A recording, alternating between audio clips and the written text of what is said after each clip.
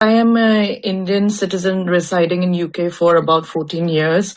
And I was traveling on my holiday from London Gatwick to Japan via a transit in Shanghai. And basically, went past the e-gates, happily queuing up for the security gates to transfer onto my next flight onto Osaka in Japan.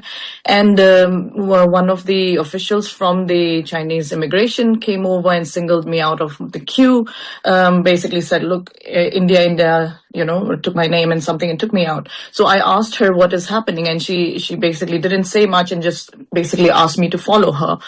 Took me close to the e-gates where there is the immigration the manual counters for the immigration. And then she went on to say, Arunachal, not India, China, your visa not acceptable, your basically passport is invalid. Very confusing moment, obviously, because never heard of that before. We obviously are a proud Indian citizens, all residents of Arunachal Pradesh. And basically, she wouldn't give me an explanation. She wouldn't let me go back into the queue, said you cannot board the plane. Then other officials came. So actually, I probably interacted with around 10 other immigration officers. So another lady came, took me to another part of the airport.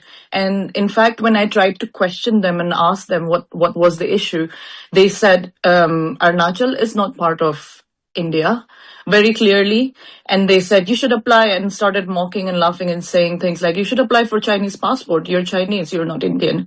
Some mockery around there. Then basically they took me to the transfer desk of China Eastern, which is next to an immigration desk.